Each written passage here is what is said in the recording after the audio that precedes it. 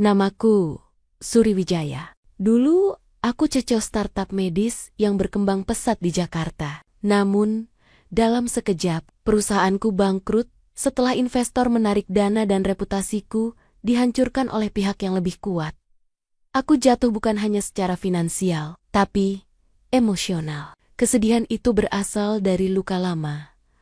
Ayahku meninggal akibat obat bermasalah, milik raksasa farmasi, Erta Medica Group obat, bernama Sefarin 10 tahun lalu. Dan aku bersumpah mencari keadilan. Suatu malam, aku mabuk di trotoar Jakarta Selatan. Hidupku terasa berakhir. Lalu seseorang muncul dalam hidupku dengan cara paling tidak terduga.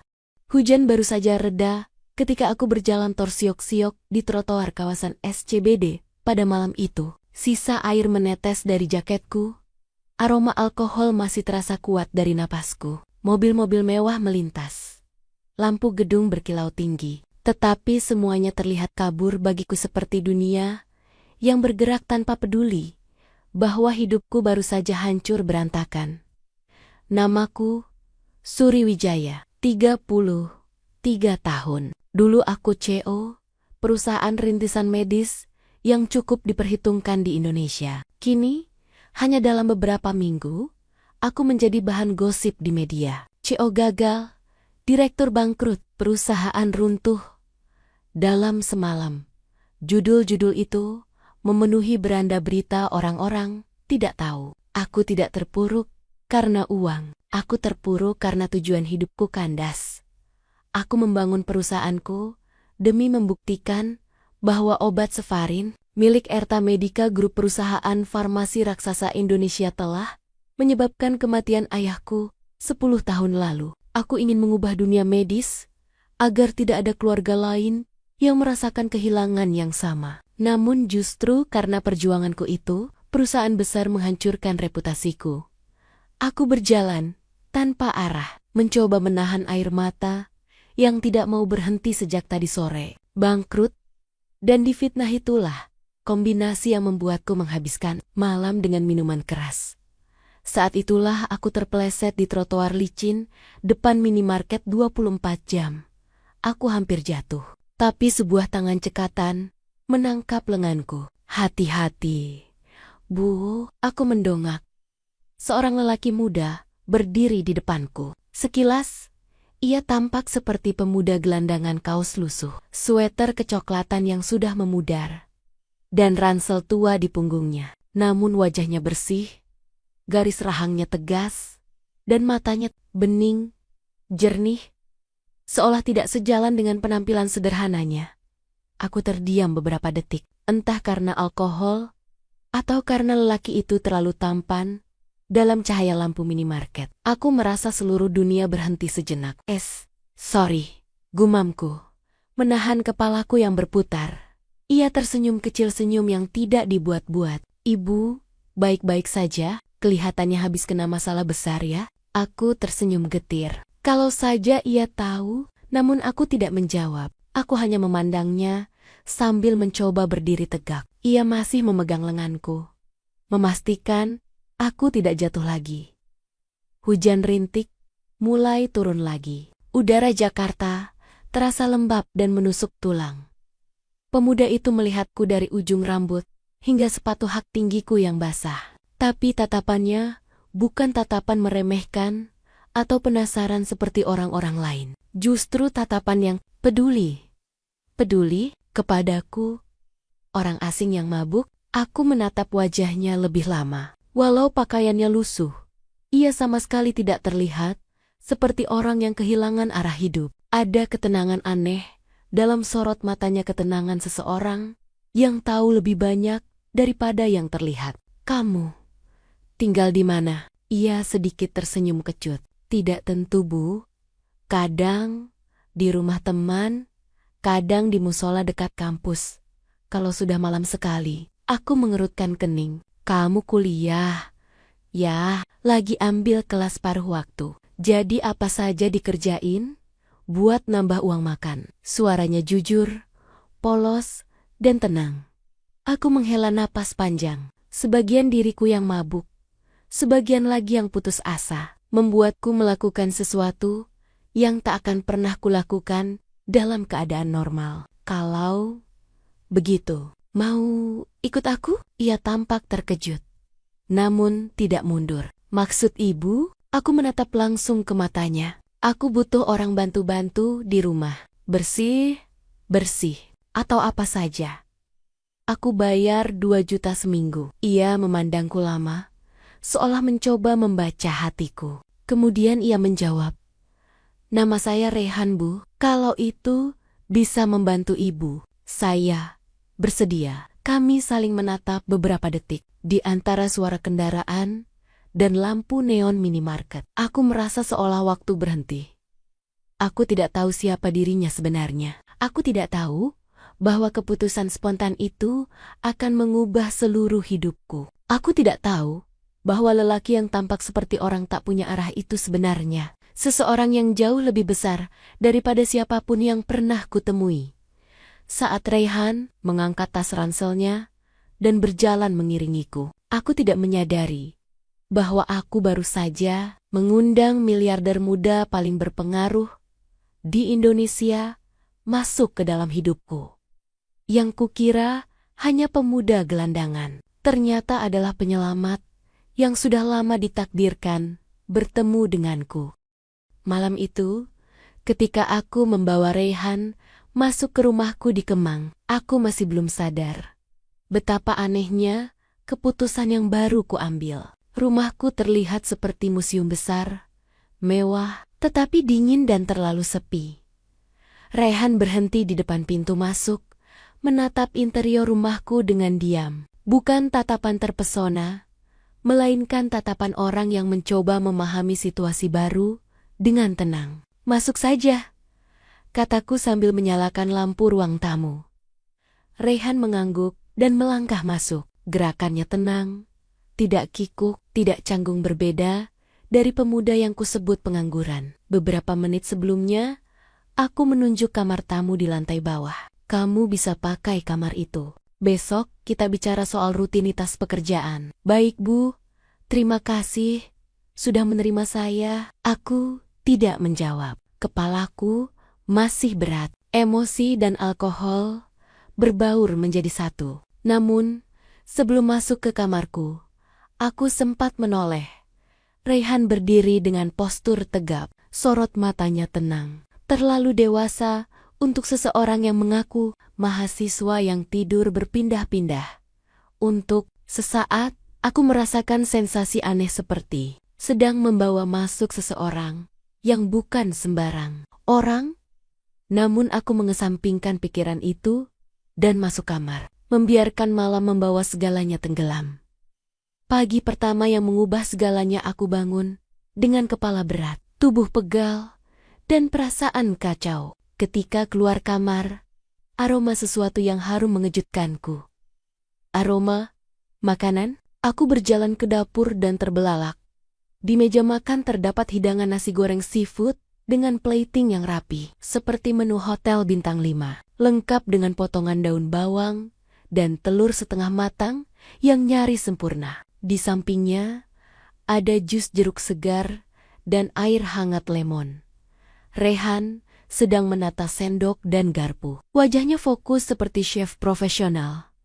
Ia menoleh ketika mendengar langkahku. "Pagi, Bu Suri, saya buatkan sarapan. Maaf kalau kurang cocok dengan selera ibu." Aku memandangnya lama. "Kamu bisa masak seperti ini?" Ia tersenyum pelan. "Dulu pernah kerja sambilan di dapur hotel. Hanya bantu-bantu. Tapi lama-lama belajar sendiri." Jawaban itu masuk akal. Tapi hatiku berkata lain. Tata caranya memotong sayur, cara ia menata makanan, cara ia mengatur suhu api, semuanya bukan sekadar belajar sambilan. Namun aku tidak mau banyak berpikir. Aku duduk dan mencicipi hidangannya. Dalam 2 detik, aku berhenti mengunyah. "Ini enak sekali. Syukurlah kalau cocok," jawab Rehan sambil sedikit menunduk. Ia terlihat terlalu santai, terlalu profesional, tidak seperti pemuda yang tadi malam menawar tidur seadanya di musola. Kejutan kedua setelah sarapan. Aku meminta Raihan membantu menyusun berkas risetku tentang obat Sefarin. Aku ingin mengirimkannya ke BPOM sebagai laporan lanjutan investigasi pribadi.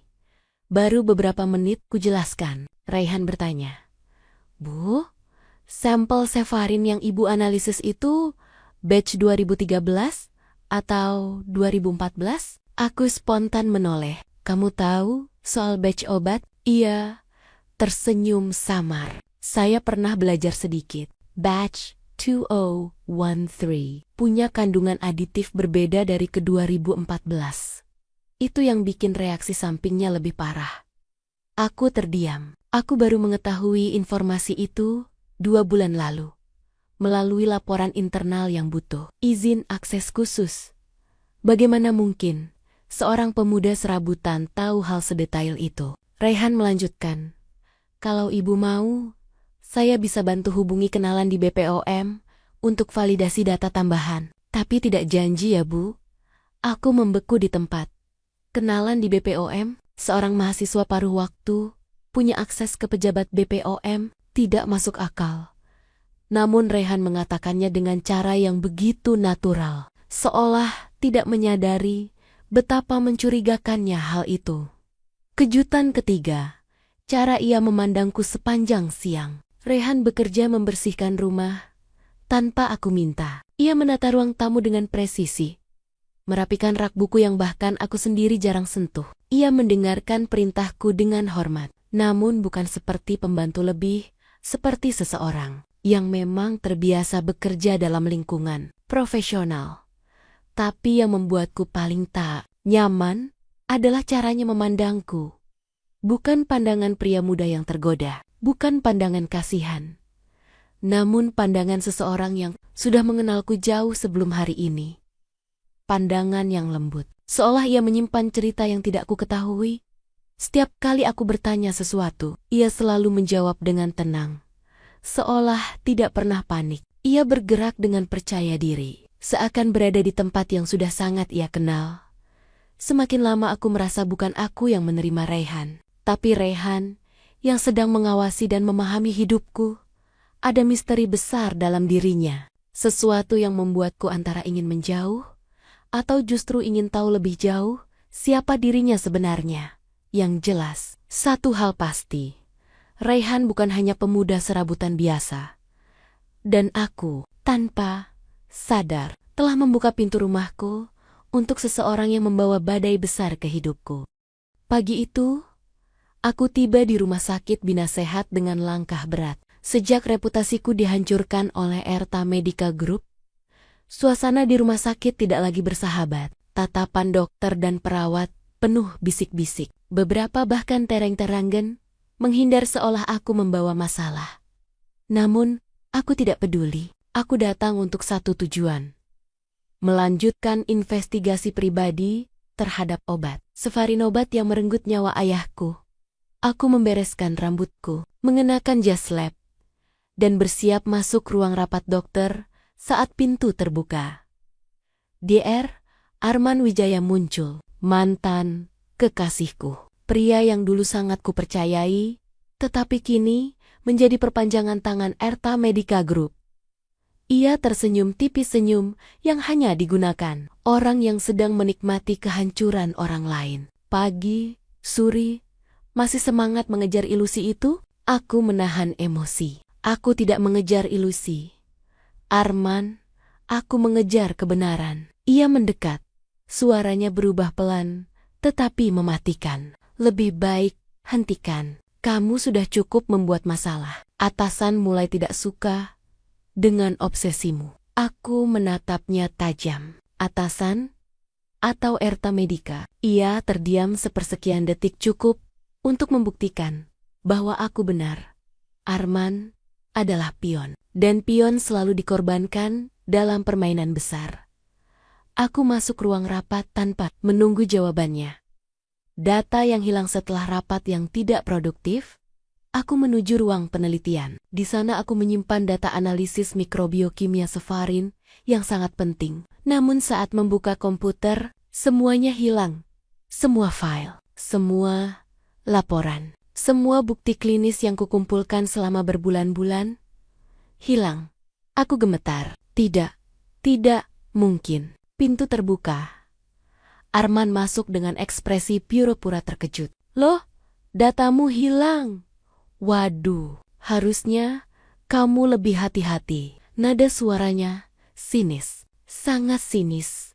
Aku mengepalkan tangan. Kamu yang lakukan ini. Ia mendekat. Suri, dengar, kamu sudah tidak punya tempat di sini. Berhentilah sebelum semua semakin buruk untukmu. Aku ingin menamparnya. Namun aku tahu, permainan ini jauh lebih besar dari Arman. Erta Medica Group punya kekuatan untuk menghancurkan siapa saja. Dan mereka sudah mulai menghancurkanku ketika dunia meruntuhkanmu. Raihan muncul saat pulang ke rumah. Aku mendapati Raihan sedang menata rak buku sambil mendengarkan musik klasik pelan. Ia menoleh begitu melihat wajahku yang penuh emosi. Bu Suri, kenapa? Ada masalah? Air mataku jatuh tanpa bisa aku tahan. Mereka hilangkan dataku. Semua laporan tentang obat itu. Raihan berhenti sejenak, lalu mematikan musik. Ia mendekat, tetapi tidak menyentuhku. Sikapnya sopan, tapi tatapannya sakit, seolah melihatku terluka, membuatnya marah. Siapa yang hilangkan? Aku terisak. Arman dan Erta Medica. Mereka ingin menghancurkanku. Raihan mengangguk pelan. Berikan saya waktu 3 jam. Aku mengerutkan kening. Untuk apa? Untuk apa? Untuk mengembalikan semuanya. Ia mengambil laptopku dan duduk di meja makan. Gerakannya cepat, presisi, seperti seseorang yang sudah terbiasa bekerja di lingkungan bertekanan tinggi. Ia membuka terminal sistem, memasukkan kode-kode yang aku bahkan belum pernah lihat. Kamu? Hacker? Bukan. Jawabnya santai. Saya cuma pernah belajar sedikit tentang sistem keamanan data. Namun cara ia bekerja tidak sedikit. Ia seperti profesional. Sangat profesional. 30 menit berlalu. Raihan berkata, Bu Suri, ayo, lihat. Ia memutar laptop ke arahku. Mataku melebar. Datanya kembali. Semuanya. Tidak hanya kembali, formatnya sudah dibersihkan, diberi watermark, dan dibuat backup otomatis ke 3 server berbeda. Kakakmu? Gimana bisa? Raihan hanya tersenyum kecil, seolah hal itu adalah hal paling mudah di dunia. Erta Medica punya IT bagus, tapi tidak sebagus itu, Bu. Aku tertegun. Siapa sebenarnya pemuda ini? Raihan melawan armada korupsi dengan cara tenang. Keesokan harinya, aku kembali ke rumah sakit dengan kepala tegak. Arman menatapku terkejut saat aku memperlihatkan bukti lengkap yang sudah kupulihkan. Kok bisa balik? Ujar Arman. Wajahnya pucat. Aku menatapnya dengan dingin. Kalau kamu pikir aku mudah dijatuhkan, kamu salah besar. Arman menggertakkan gigi. Suri, kamu tidak tahu dengan siapa kamu berhadapan. Aku tersenyum sinis. Kamu pun begitu. Karena tanpa Arman sadari, di luar rumah sakit, dari dalam mobil hitam yang parkir di pinggir jalan, Raihan sedang memperhatikan semuanya dengan tatapan yang jauh lebih gelap dan tajam dari yang pernah kulihat. Seolah ia punya rencana besar yang bahkan aku belum mengerti. Beberapa hari setelah dataku kembali berkat Raihan, suasana rumah sakit menjadi semakin tegang. Seolah semua orang bisa merasakan bahwa aku tidak menyerah, bahwa aku sedang mendekati sesuatu yang penting dan bahwa Erta Medica Group mulai gelisah. Namun entah kenapa, bukan rasa takut yang kuteruskan, justru curiga. Curiga kepada Raihan. Sebab dalam setiap masalah, ia selalu muncul dengan cara yang tidak masuk akal, tidak pernah panik, tidak pernah bingung. Seolah ia tahu langkah apa yang harus diambil untuk menyelamatkanku.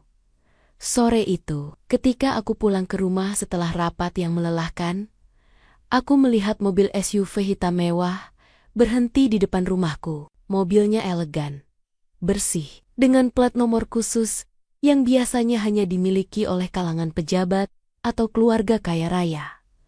Aku mengernyit. Siapa tamu ini? Pintu mobil terbuka.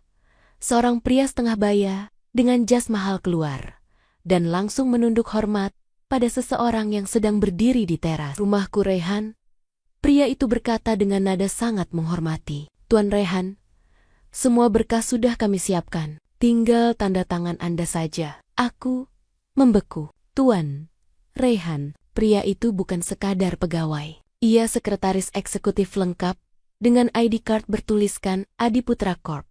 Salah satu konglomerasi terbesar di Indonesia. Raksasa bisnis yang memegang kendali banyak industri, termasuk properti, media, dan farmasi. Hatiku menghentak kuat. Rehan bukan mahasiswa miskin, bukan pekerja serabutan, bukan pemuda jalanan. Rehan adalah seseorang yang dihormati oleh Adiputra Corp. Aku berdiri membeku di pintu rumah. Rehan sadar ada aku, lalu menghentikan pembicaraan. Sekretaris itu langsung menunduk kepadaku sebelum kembali ke mobil, lalu pergi. Rehan menatapku dengan wajah datar, tapi sorot matanya sedikit berubah ada ketegangan yang belum pernah kulihat. Rehan, itu barusan apa? Tanyaku pelan. Tidak penting, Bu, jawabnya singkat. Jangan bohong, itu mobil perusahaan besar. Dan dia memanggilmu Tuan. Rehan menghela napas panjang, seolah bersiap mengatakan sesuatu yang sulit. Tapi sebelum ia sempat menjawab, ponselku berbunyi keras. Nomor kantor rumah sakit. Jantungku berdegup tidak karuan. Aku angkat telepon. Wajahku pucat dalam hitungan detik. Maaf untuk kabar ini, Bu Suri. Dewan direksi memutuskan memberhentikan Anda dari rumah sakit Bina Sehat. Aku terpaku. Apa? Kenapa? Ada tekanan besar dari Erta Medica Group. Kami tidak bisa mempertahankan Anda lagi. Maaf, telepon terputus. Tangan gemetar. Dunia runtuh lagi. Rehan mendekat. Wajahnya menegang. Mereka memecatmu? Aku tidak menjawab. Air mataku mengalir dengan sendirinya. Aku tidak kuat lagi. Semua perjuanganku, semua bukti, semua kebenaran ditutup oleh kekuasaan besar Erta Medica. Aku ingin berteriak, ingin marah, ingin menghancurkan sesuatu, tapi tubuhku kaku. Aku merasa gagal sebagai anak, sebagai dokter, sebagai manusia. Rehan memandangku lama, lalu menarik napas dalam. Bu Suri, ada sesuatu yang harus saya katakan. Aku mengangkat wajahku yang penuh air mata. Apalagi? Rehan, mau bilang kamu bukan orang yang aku kira? Mau bilang kamu juga ikut membohongiku? Rehan tak tersinggung. Ia justru mendekat perlahan. Lalu berkata, saya tidak pernah membohongi ibu. Saya hanya menyembunyikan sesuatu. Apa? Tatapannya berubah lembut, tapi keras di saat yang sama. Seperti seseorang yang sudah tidak bisa menyembunyikan kebenaran lagi. Saya bukan mahasiswa dan bukan pengangguran. Nama saya bukan Rehan semata. Nama lengkap saya Rehan Adiputra Wijaya. Dunia berhenti di detik itu. Adiputra Wijaya, keluarga yang memimpin salah satu kekuatan ekonomi terbesar di Indonesia. Aku mundur setengah langkah. Kamu, pewaris Adiputra Corp? Rehan mengangguk. Saya menyamar, bukan untuk menipu ibu, tapi untuk mencari dokter yang benar-benar peduli terhadap kasus Safarin. Saya ingin menemukan seseorang yang mengerti mengapa saya melakukan ini. Aku gemetar. Mengapa kau melakukan ini, Rehan? Ia menatapku dengan mata yang perlahan memerah. Karena ibuku meninggal akibat overdosis Safarin yang salah produksi, sama seperti ayah ibu. Aku terdiam, tidak bisa bernapas, tidak bisa bicara. Rehan melanjutkan. Suaranya berat oleh luka masa lalu. Saya sudah menghabiskan bertahan-tahan mencari kebenaran. Dan kemudian saya menemukan Anda, dokter, yang tidak menyerah, yang berani melawan perusahaan besar. Saya butuh Anda, Bu, untuk menghancurkan Safarin dan semua kebohongan di baliknya. Aku menutup mulutku, menahan isakan. Raihan bukan penyelamat acak, ia juga korban. Dan kini, dua korban bertemu dalam satu perjuangan. Namun di balik semua itu, aku tahu satu hal. Raihan tidak masuk ke hidupku secara kebetulan. Ia masuk untuk mengubah segalanya. Sejak identitas Raihan terbongkar, hidupku berubah drastis. Ada kekaguman, ada ketakutan, ada rasa hangat yang tidak mau kuakui. Namun yang paling penting, kami kini berada dalam bahaya besar. Erta Medica Group, yang selama ini bersembunyi di balik kekuasaan, tidak lagi sabar melihat kami menggali kebenaran. Dan orang paling berbahaya di dalamnya adalah Bram Adiputra, paman Raihan pria yang selama bertahun-tahun mengelola bisnis gelap dalam tubuh perusahaan raksasa itu. Apa yang tidak kami sadari adalah mereka sudah mengawasi setiap langkah kami. Penculikan di parkiran rumah sakit hari itu. Aku datang ke rumah sakit Bina Sehat untuk mengambil beberapa sampel dan catatan kasus selama Safarin. Raihan ingin mengetahui badge yang digunakan pada pasien yang meninggal di tahun-tahun tertentu. Saat aku berjalan menuju parkiran basement, ponselku berbunyi. Raihan, Bu Suri, jangan keluar dulu. Saya, panggilan terputus. Aku berhenti, dan tiba-tiba kain hitam menutup kepalaku dari belakang. Tolong, suaraku teredam. Seseorang atau mungkin dua orang menyeretku masuk ke dalam mobil. Aku menendang, mencakar, memukul, tapi tubuhku jauh lebih kecil dibanding mereka. Aku dipaksa masuk ke belakang mobil box tanpa plat nomor. Seseorang berkata, "Cepat, arahkan ke gudang Bekasi." Gudang Bekasi? Dadaku membeku. Aku mencoba meraba sekitar, tapi tangan dan kakiku diikat. Mobil melaju cepat, mencium bau obat kimia, bensin, dan debu. Dalam kegelapan, aku hanya bisa berpikir satu hal. Raihan akan mencari aku. Dia pasti mencari aku. Mobil berhenti setelah perjalanan panjang. Kain di kepalaku ditarik paksa. Aku berada di sebuah gudang besar dengan drum logam dan dus-dus obat bertumpuk tinggi. Di depanku berdiri dua pria. Salah satunya Arman, mantan kekasihku yang kini tampak panik dan ketakutan. Di sampingnya, seorang pria berperawakan besar dengan mata tajam Bram Adiputra, paman Raihan. Akhirnya kita bertemu, Bu Suri, ujarnya dingin. Kau sudah terlalu jauh menyelidik. Aku menggertakkan gigi. Kalian pembunuh. Safarin sudah membunuh. Diam. Tamparan mendarat di pipiku. Rasanya panas, memalukan. Tetapi aku tidak memberi mereka kepuasan untuk melihatku hancur. Bram memberi isyarat pada orang-orangnya. Mereka membawa sebuah botol kecil dengan label yang membuat jantungku berhenti. Safarin, batch ke-2014. Jika kau menelan ini, kata Bram, kau akan mati seperti pasien-pasien lain, dan kami tinggal menyalahkanmu sebagai pengguna obat terlarang. Masalah selesai. Air mataku mengalir, bukan karena takut mati, tapi karena aku belum melihat akhir dari perjuangan ayahku. Bram, kamu pengecut, kataku dengan suara gemetar. Kamu bahkan tidak berani menghadapi kebenaran. Bram tertawa. Kebenaran di negeri ini, Suri, kekuasaan lebih kuat daripada kebenaran. Ia mencengkeram rambutku, memaksa mulutku terbuka. Minum, habis perkara. Aku berjuang sekuat tenaga, menendang, mendorong, menggigit, tetapi aku terlalu lemah untuk melawan pria bertubuh besar itu. Botol itu sudah di dekat bibirku. Ketika brak, pintu gudang ditendang terbuka keras. Suara langkah cepat bergema, cahaya senter menyilaukan mata. Dan kemudian, aku melihat sosok itu, Raihan, dengan jas hitam, wajah marah, dan napas terengah seperti baru saja berlari sejauh mungkin untuk menyelamatkanku. Di belakangnya, beberapa anggota tim keamanan Adiputra Corp ikut masuk sambil membawa pentungan dan alat kejut listrik. Lepaskan dia, Bram melangkah mundur. Raihan, kau tidak seharusnya.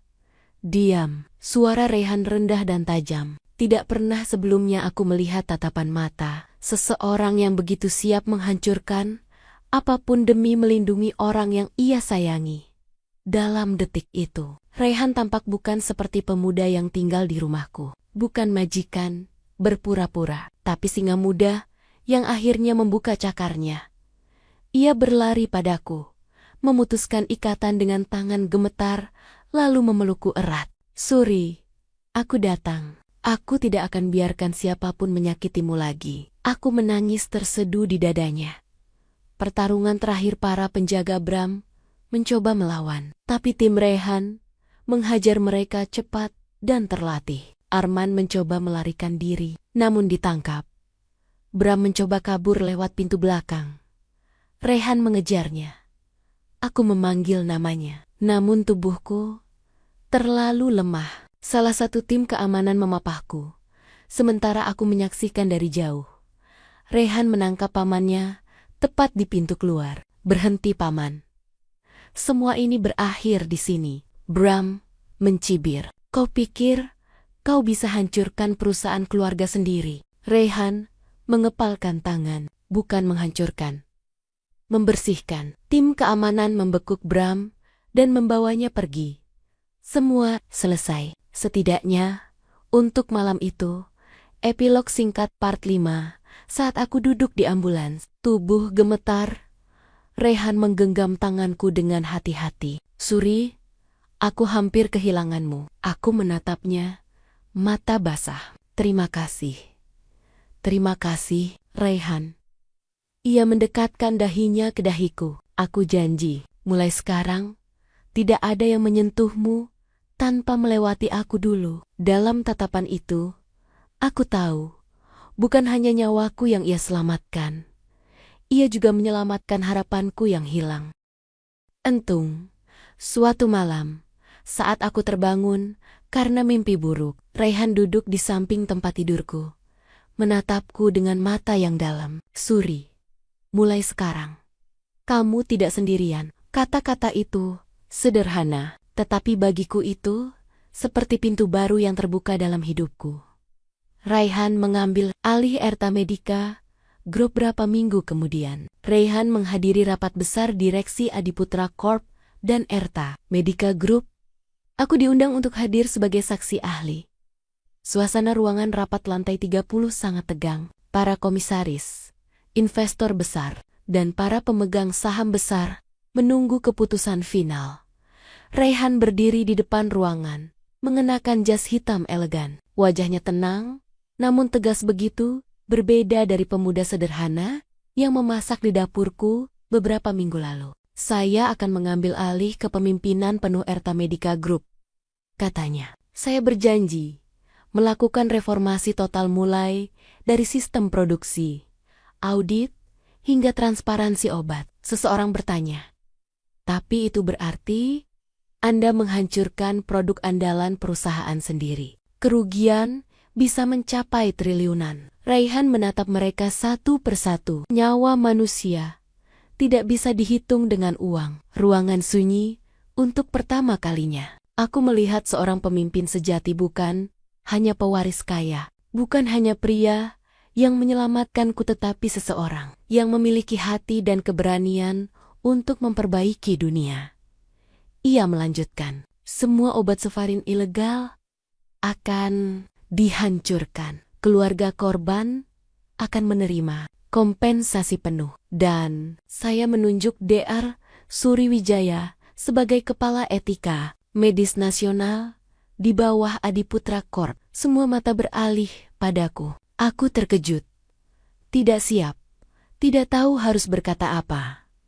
Raihan menatapku sambil tersenyum lembut. Tidak ada yang lebih cocok daripada orang yang berani melawan ketidakadilan, meski harus kehilangan segalanya. Suara tepuk tangan memenuhi ruangan. Aku menunduk, menahan air mata. Dalam hati, aku berjanji untuk berjuang demi semua korban. Demi ayahku, demi ibunya, demi generasi setelah kami. Lamaran di bawah langit Bandung beberapa hari kemudian. Raihan mengajakku ke sebuah taman kecil di Bandung, tempat yang katanya punya kenangan khusus baginya. Taman kecil itu sederhana, penuh pohon kamboja, dengan bangku kayu tua di tengahnya. Waktu kecil, aku sering kesini, katanya. Tempat ini yang membuatku berharap bisa sembuh dari luka. Kami duduk berdampingan. Angin sore berhembus lembut. Burung-burung beterbangan rendah di langit jingga. Tanpa berkata apa-apa, Raihan berdiri dan berlutut di hadapanku. Aku terkejut. Raihan, apa? Ia mengeluarkan cincin sederhana dengan batu kecil berwarna biru langit. Suri Wijaya, perempuan yang berani, kuat, dan penuh kasih. Aku mencintaimu sejak sebelum kita saling kenal. Sejak hari aku melihatmu berjuang demi kebenaran seorang diri. Aku tidak bisa berjanji hidup kita akan mudah, tapi aku bisa berjanji bahwa aku akan selalu berdiri di sisimu apapun yang terjadi. Air mataku jatuh tanpa ku cegah. Kamu mau menikah denganku? Aku menutup mulutku, tersenyum sambil menangis. Raihan, iya, aku mau. Ia memasangkan cincin itu ke jariku dan memelukku erat di bawah langit senja Bandung. Dengan hati yang penuh luka, tetapi akhirnya menemukan rumahnya. Aku tahu, aku tidak lagi sendirian. Perjuanganku tidak sia-sia, dan cinta yang datang terlambat tidak pernah benar-benar terlambat.